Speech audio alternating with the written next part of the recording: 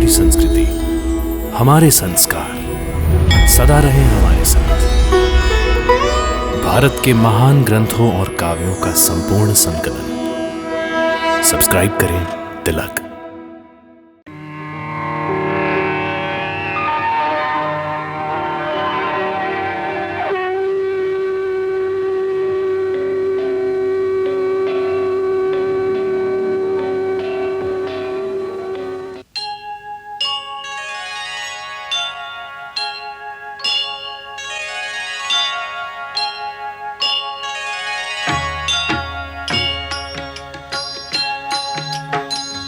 सीताराम चरित अति पावन, मधुर सरस अरु अति मन भावन।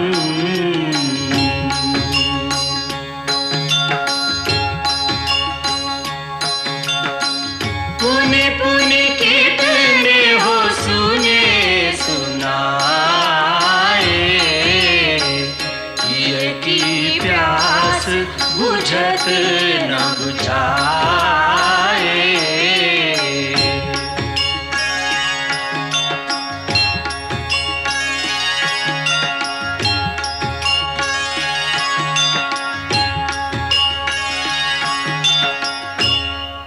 युवराज इंद्रजीत जी की जय, युवराज इंद्रजीत जी की जय, युवराज इंद्रजीत जी की जय, युवराज इंद्रजीत जी की जय, युवराज इंद्रजीत जी की जय, युवराज इंद्रजीत जी की जय, युवराज इंद्रजीत जी की जय, युवराज इंद्रजीत जी की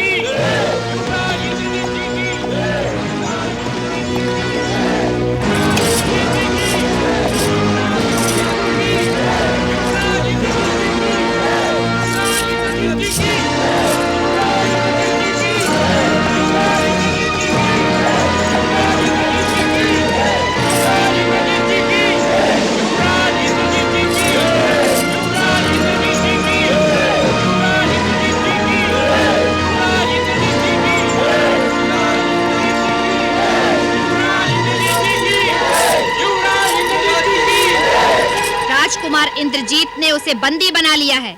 अब उसे बांधकर लंका के प्रमुख मार्ग से महाराज के दरबार में ले जा रहे हैं। लंका के नर नारी उसे सता सता कर बड़ा आनंद ले रहे हैं।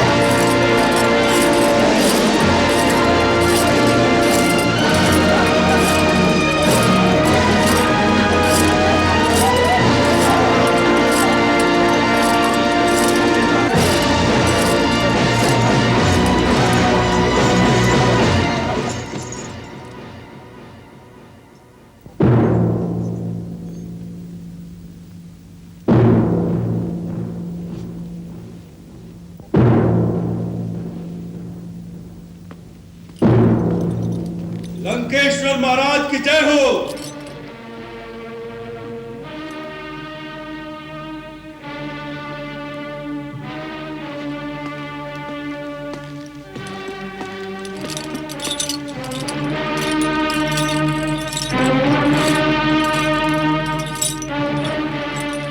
महाराज, आपकी आज्ञा अनुसार आपके अपराधी को बांध कर ले आया हूं।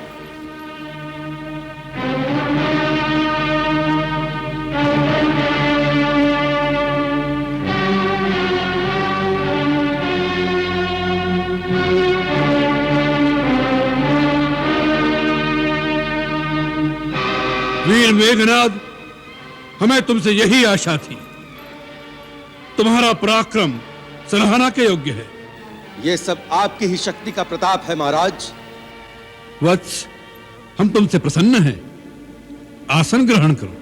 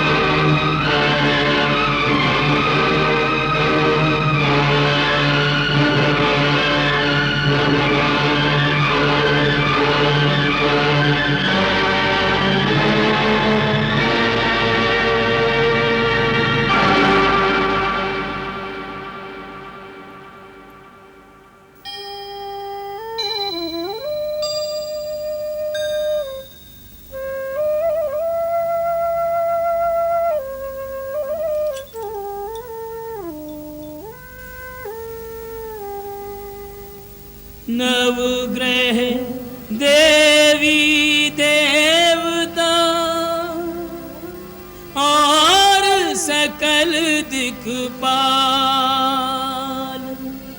सब अदृश्य भयभीत सब देखे हनुमत लाल, देखे हनुमत लाल।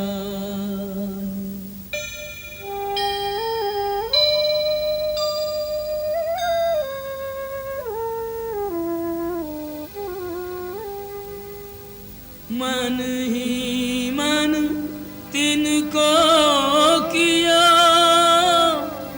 तब हनुमंत प्रणाम,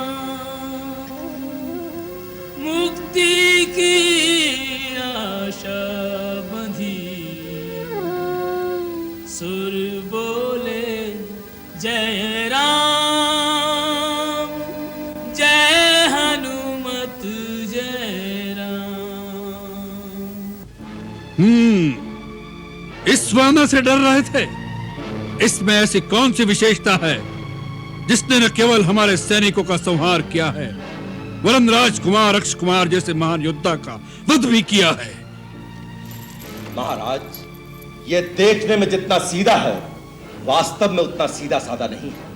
ये परम मायावी है, अनेक प्रकार की छल विद्याएं जानता है, इसलिए ये किसी के वश में नहीं आ सका। इसके साथ युद्ध करते समय एक बार तो मैं भी विचलित हो गया, फिर ब्रह्मास्त्र का प्रयोग करके मैंने इसे अपने वश में किया। इसके लिए तुम्हें ब्रह्मास्त्र चलाना पड़ा? जी पिताश्री।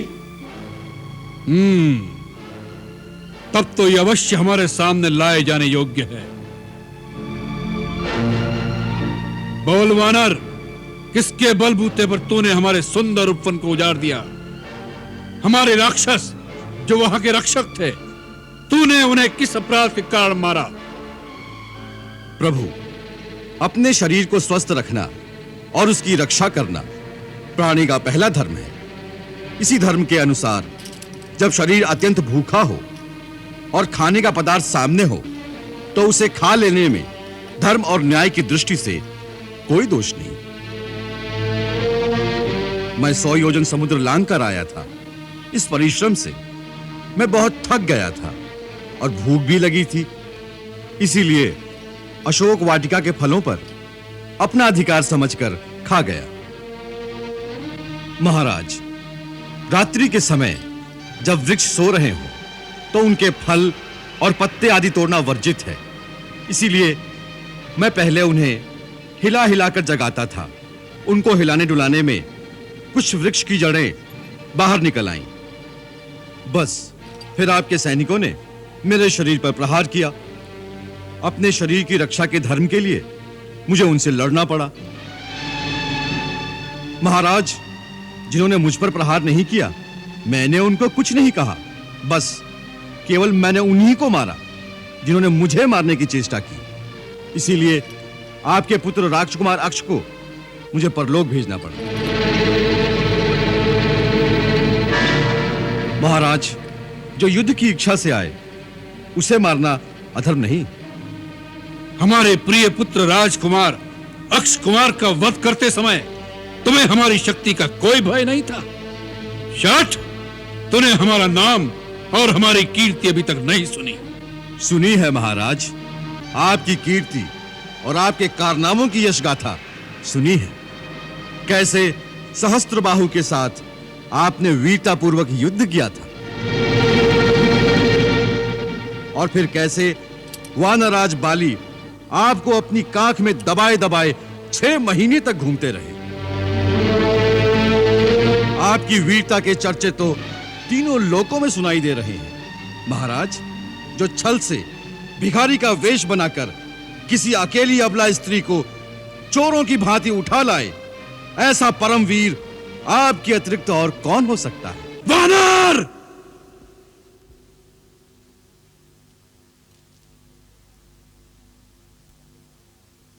हमारे दरबार में ऐसी दुष्टता से बात करने का साहस कोई नहीं कर सकता। सेनापति, जी महाराज। इसकी जीवा अभी काट दी जाए।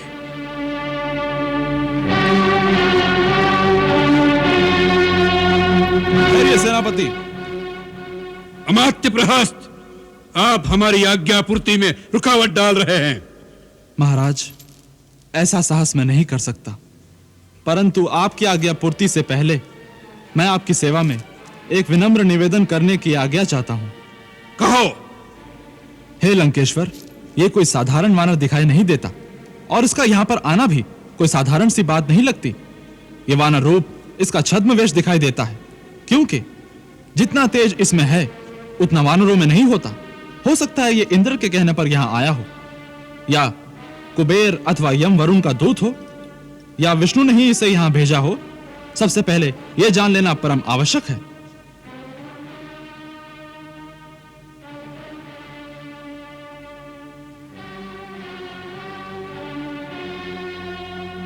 महाराज, मंत्रीवर प्रहस्त का कहना ठीक है।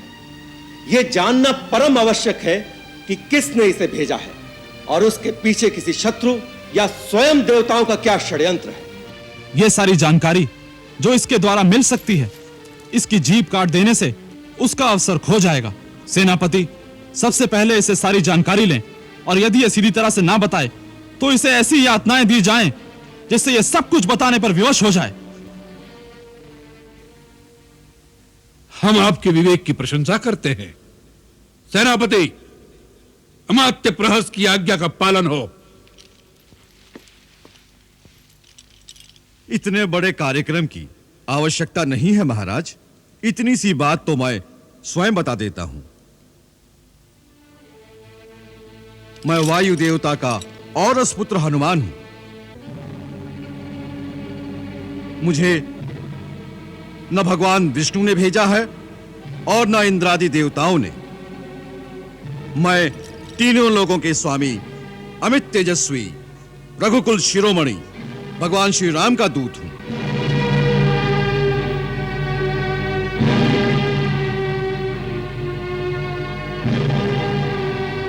जिनकी भार्या सीता माता को तुम छल से हर लाए हो, मैं उन्हीं सीता माता का पता लगाने और आपको मिलने 100 योजन समुद्र लांघ कर आया हूं। मैंने सीता माता के दर्शन कर लिए हैं। अब आपसे मिलने के लिए ही मैंने इस प्रकार बांधा जाना स्वयं ही स्वीकार किया है। नहीं तो देवता और असुर तक मुझे किसी भी अस्त्र अथवा पाश में बांध नहीं सकते, क्योंकि मुझे ब्रह्मा जी से ऐसा वरदान मिल चुका है। मैं तो यह देखने की लालसा से चला आया कि महर्षि पुलस्त्य, जिनका यश निर्मल चंद्रमा के समान है, उनके वंश में उनकी कीर्ति को कलंकित करने वाला ऐसा कौन सा मूर्ख है जो श्री राम से बैर करने का साहस रखता है, जिसे रघुनाथ जी की शक्ति का न भान है न भय है। तू एक तुच्छ मानव की शक्ति से रावण को डराने आया है। रावण, जिसे ब्रह्मा और स्वयं भगवान शिव से शक्तियां प्राप्त हुई हैं। यदि मैं भगवान शिव होता तो इस समय आपको यही उपदेश देता कि वत्स, मेरी शक्तियों और मेरी अनुकंपा का दुरुपयोग न करो। तूने धर्मपूर्वक तपस्या के द्वारा जो शक्तियां मुझसे पाई हैं, उनका प्रयोग विनम्रता से धर्म के कार्य में ही करो। यदि उनके कारण अपने अंदर पाप, अहंकार और अधर्म की प्रबलता आने दोगे तो उसका एक ही परिणाम होगा, विनाश, समूल विनाश।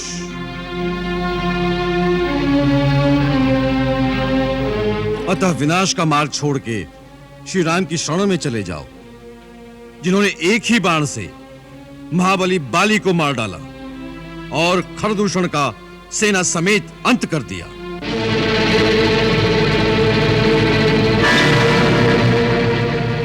उन्हें पहचानो, वो सारे जगत के स्वामी हैं। तीनों लोकों में उनसे टक्कर लेने वाला कोई नहीं है। समस्त देवता, ब्रह्मा, स्वयं मैं भी उनके सामने सदा नतमस्तक रहते हैं। सुपुत्र, अब भी समय है। जानकी जी को लेकर उन शरणागत वत्सल की शरण में चले जाओ। चपल वानर, ये भगवान शिव के वाक्य हैं या तेरी भ्रमित बुद्धि के प्रलाप? वाह, अब वानर जैसे अधम प्राणी भी रावण को गुरु की भांति शिक्षा देंगे। अच्छी शिक्षा कहीं से भी मिले, ग्रहण कर लेनी चाहिए। राजन, आपका रूप और धैर्य अद्भुत है, आपका साहस अनोखा और कांति निराली है। आप में एक महान राजा के सभी लक्षण विद्यमान हैं। केवल मन की वृत्ति बदलने से ही आप वह स्थान प्राप्त कर सकते हैं जहां देवता आपकी पूजा करें। याद रखिए, धर्म विरुद्ध कार्य से सदा अनर्थ ही उत्पन्न होगा। पाप स्वयं ही अपने कर्ता को जड़ मूल से नाश कर देता है। अतः आप जैसे बुद्धिमान को दूसरे की स्त्री को घर में कैद रखने जैसा निंदित कार्य शोभा नहीं देता। यही एक पाप आपकी समस्त शक्तियों और सोने के महलों समेत इस लंका का नाश कर देगा। इस हंसते गाते देश में एक चित्कार के सिवा कुछ नहीं बचेगा। मृत आत्माओं को पानी पिलाने वाला भी कोई नहीं बचेगा। बस!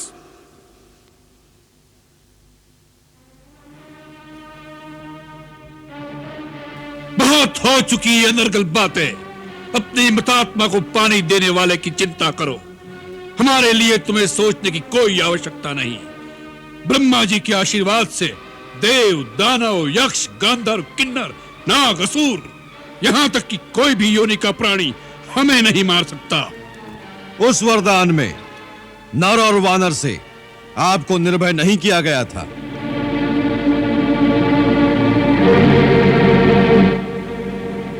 भगवान श्री राम इस समय नर रूप में है और सुग्रीव वानर है। राजन, मैं फिर हाथ जोड़कर कहता हूं, श्री राम के साथ द्रोह करने वाले को स्वयं शंकर, विष्णु, ब्रह्मा भी नहीं बचा सकते। राम से विमुख होकर लाखों करोड़ों की संपत्ति भी ऐसे ही श्रीहीन है जैसे एक नारी का शरीर सोने के आभूषण पहनकर भी वस्त्रों के बिना मर्यादाहीन ही रहता है।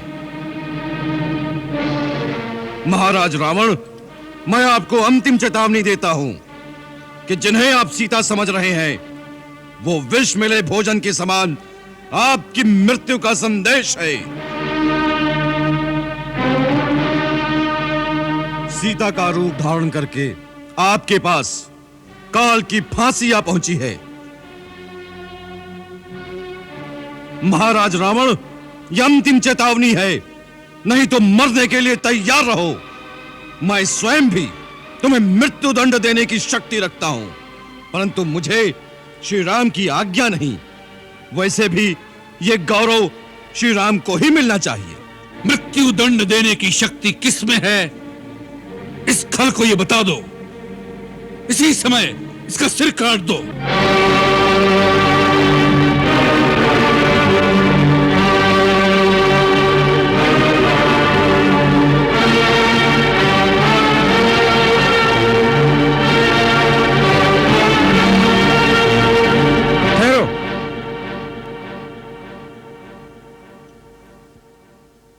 राक्षस राज, क्षमा कीजिए।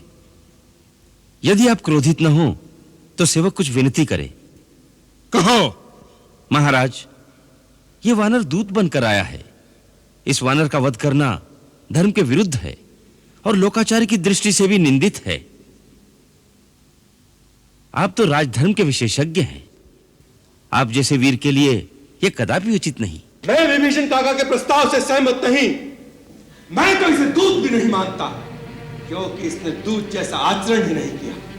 आते ही शत्रु की भांति हमारे सैनिकों का वध किया। इसने एक गुप्तचर की भांति आचरण किया है।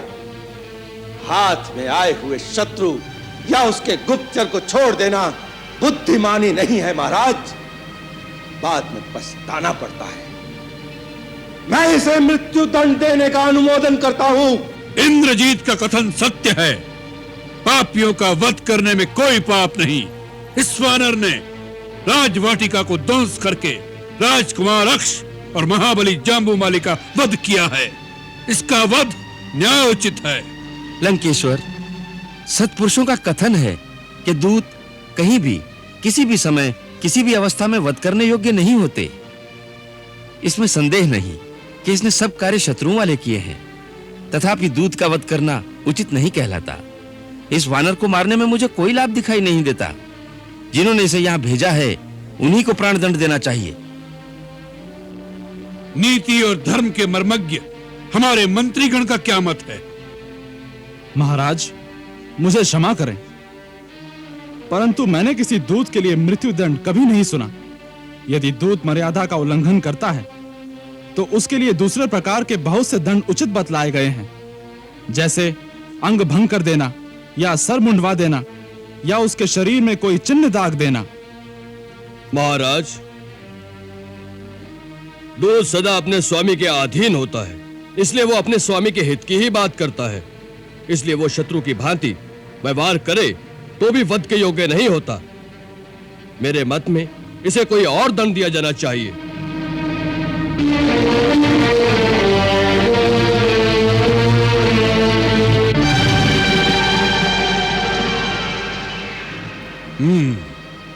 हम आप सबके मत को स्वीकार करते हैं, परंतु इस दुष्ट वानर को कोई न कोई दंड देना आवश्यक है।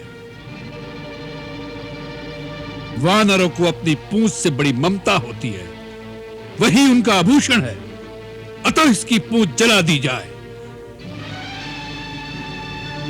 जली पूंछ लेकर ये अपने स्वामी के पास जाए और वहां इसके मित्र और कुटुंबीजन इसे दीन और पीड़ित अवस्था में देखकर दुखी हों।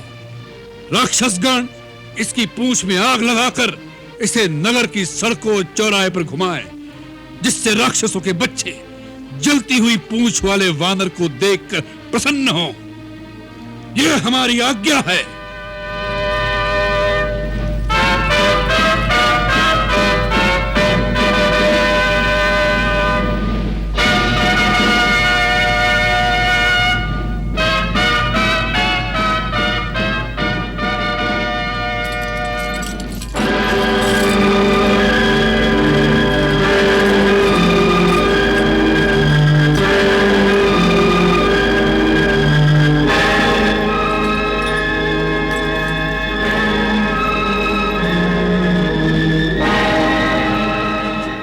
सुना है महाराज तो उसे जीवित दंड देने वाले थे, परंतु मंत्रियों के कहने से कि दूत का वध नीति विरुद्ध है, उन्होंने आज्ञा दी है कि उसकी पूंछ जलाकर अंग भंग कर दो। वानरों को तो अपनी पूंछ से बहुत ममता होती है, बहुत दुखी होगा। दुखी क्या होगा? आग में पूंछ जलेगी तो मछली की भांति तड़पेगा।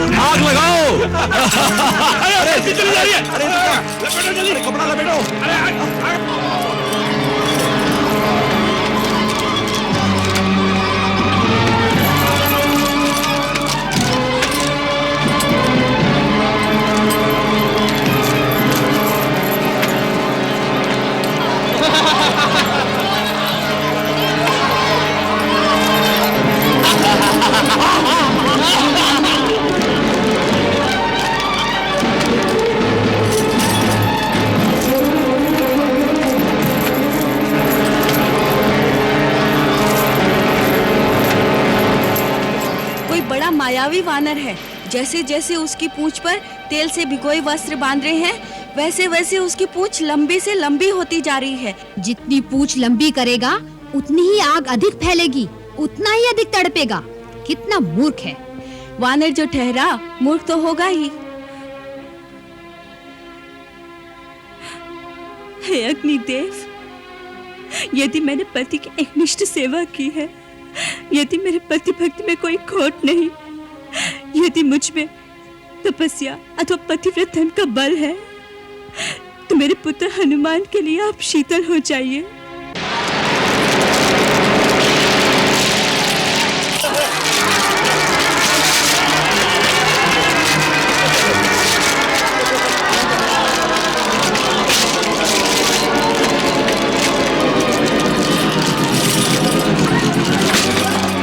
जय श्री राम।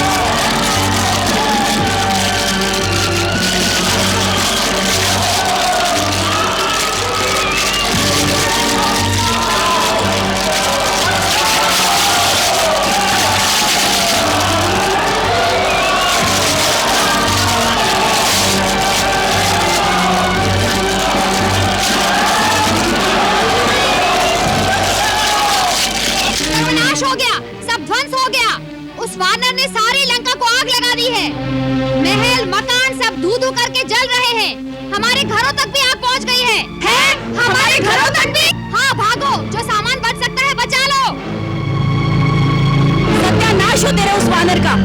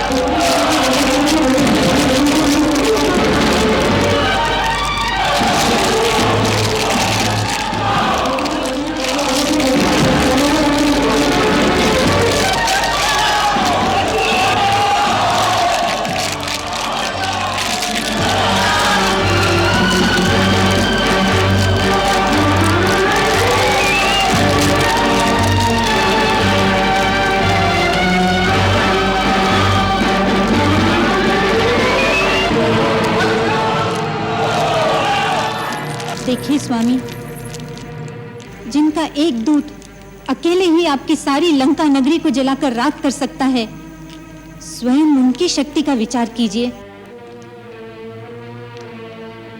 ये शकुन अच्छे नहीं है नाथ।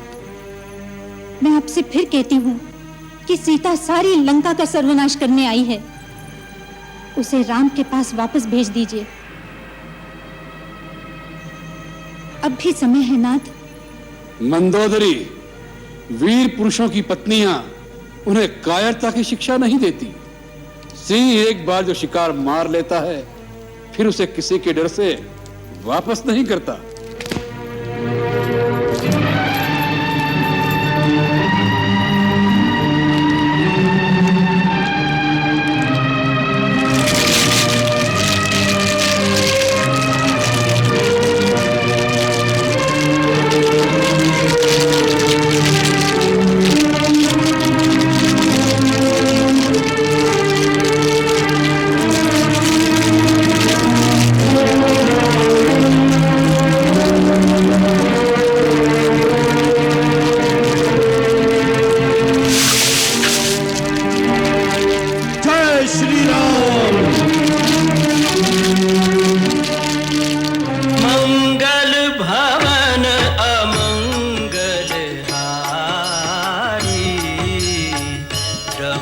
सो दशरथ अजिर बिहारी।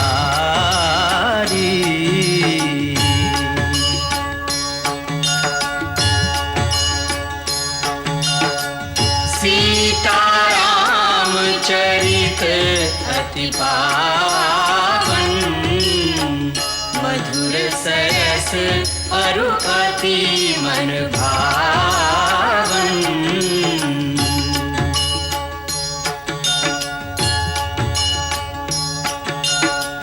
पुनि पुनि कितने हो सुने सुनाए,